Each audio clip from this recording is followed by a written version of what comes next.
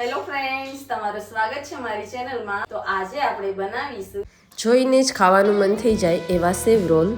મહેમાનો આવે કે કિટી પાર્ટી હોય, બાળકોને પણ જ્યારે બર્થડે પાર્ટી હોય ત્યારે અલગ જ કોઈ નાસ્તો બનાવવો હોય તો આ સેવ રોલ તમે એકવાર જરૂરથી ટ્રાય કરજો। ખૂબ જ ઇઝીલી, સરળતાથી ઘરમાં રહેલી વસ્તુઓથી જ બની જાય છે અને ખૂબ જ ટેસ્ટી બને છે, તો એકવાર જરૂરથી ટ્રાય કરજો। તો ચાલો રેસીપી શરૂ કરી દઈએ। તો મેં અહીંયા 700 ગ્રામ જેટલા બટેટા લીધા છે અને થોડા એટલે કે 100 ગ્રામ જેટલા વટાણા, એ બંનેને આપણે બાફવા માટે કુકરમાં મૂકી દઈશું।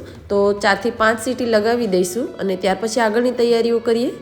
હવે એક કેપ્સિકમ લીધું છે અને ગાજર લીધું છે, એને ઝીણું ઝીણું ચોપ કરી લઈશું અથવા તો આવી રીતે ચોપરમાં ચોપ કરી લઈશું।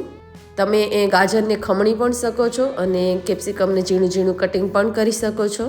આ સિવાય તમે બીજા શાકભાજી પણ એડ કરી શકો છો, જેમ કે ડુંગળી છે, કોબી છે, એવા શાકભાજીને પણ ઝીણું ઝીણું ચોપ કરી અને આમાં એડ કરી શકો છો। હવે બટેટા અને વટાણા બફાઈ ગયા છે, બટેટાની છાલ કાઢી અને એને આવી રીતે મેશ કરી દઈશું, એકદમ છૂંદો કરી દઈશું। અને ત્યાર પછી હવે આમાં આપણે એડ કરી દઈશું શાકભાજી। તો વટાણા, ગાજર જે આપણે અગાઉ જ ચોપ કરીને રાખ્યું છે, કેપ્સિકમ, ત્યાર પછી 1 ચમચી જેટલી આદુ મરચાંની પેસ્ટ એડ કરી દઈશું।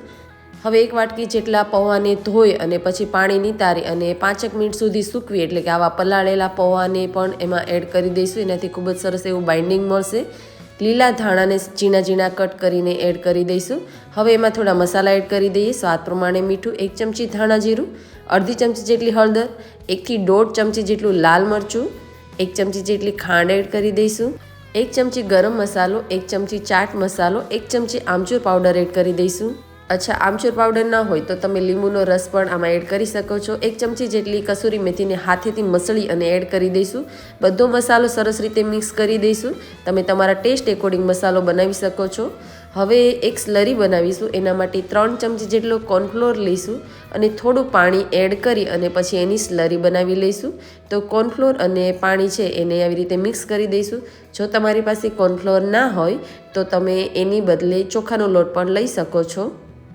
બાઇન્ડિંગમાં જે પોહા એડ કર્યા છે એના બદલે પણ તમે પોહા, જો ઘરમાં ના હોય પોહા, તો તમે ચોખાનો લોટ બાઇન્ડિંગ માટે એડ કરી શકો છો।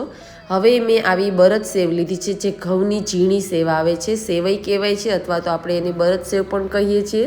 એ ઝીણી બરદ સેવ લઈશું। જો તમારી પાસે બરદ સેવ ના હોય, સફેદ કલરની વર્મિસેલી સેવ હોય તો એ પણ લઈ શકાય છે। એને આવી રીતે ઝીણું ઝીણું થોડું કરી લઈશું, હાથેથી આપણે આવી રીતે મસળશું એટલે ઝીણો ભૂકો થઈ જશે। હવે જે આપણે બટેટાનો મસાલો બનાવ્યો છે એમાંથી આપણે સેવ રોલ છે એનો મનપસંદ શેપ આપીશું। તો જે મેં સેવ રોલનો જે શેપ હોય છે એવો શેપ આમાં આપ્યો છે, એવી રીતે આપણે ગોળ શેપ કરી દઈશું અને પછી લંબગોળ શેપ આપી દઈશું। અને આવી જ રીતે બધા મસાલાના સેવ રોલ બનાવી અને ત્યાર પછી એને કોર્નફ્લોરની સ્લરી છે એમાં આપણે ડીપ કરતા જઈશું। અહીંયા મેં બધા સેવ રોલના જે રોલ છે એ બનાવી લીધા છે અને હવે એક રોલ લઈશ અને એને ડીપ કરીશું આપણે જે સ્લરી બનાવી છે એની અંદર, અને ત્યાર પછી એને જે આપણે સેવ છે, બરદ સેવ, એની અંદર આપણે ડીપ કરી દઈશું અને સેવથી ફરતું કોટિંગ કરી દઈશું। જો આવી રીતે તમે બનાવશો તો સેવ રોલ ખૂબ જ સરસ બનશે। જરૂરથી એકવાર ટ્રાય કરજો। રેસીપી ગમતી હોય તો મારા વિડીયોને લાઇક કરજો, ચેનલ ઉપર નવા હો તો ચેનલને સબસ્ક્રાઈબ કરી લેજો। હવે મીડિયમ ગેસની ફ્લેમ ઉપર બધા સેવ રોલને તળી લઈશું। અહીંયા ગેસની ફ્લેમ સાવ લો નથી કરવાની, નહીંતર એમાં તેલ વધારે પીશે અને વધારે ઓઇલી બનશે।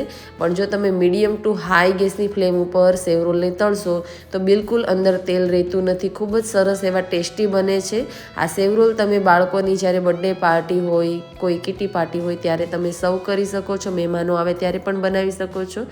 ઓછા સમયમાં બની જાય છે, તો જરૂરથી એકવાર આ રેસીપીની ટ્રાય કરજો। તો હવે સેવ રોલ છે એને ક્રિસ્પી થાય ત્યાં સુધી મેં તળી લીધા છે, બધા જ સેવ રોલને તળી લઈશું અને એને તમે કોઈ પણ ચટણી સાથે સર્વ કરી શકો છો અથવા તો ટોમેટાનો સોસ હોય એની સાથે પણ સર્વ કરી શકો છો।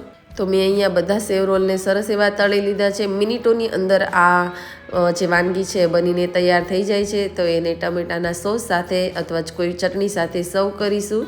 એને તમને હું બતાવું તો કેટલું સરસ બન્યું છે, એનું ટેક્સચર એકદમ સરસ એવા ટેસ્ટી બન્યા છે, જોતાં જ મોઢામાં પાણી આવી જાય એવા બન્યા છે।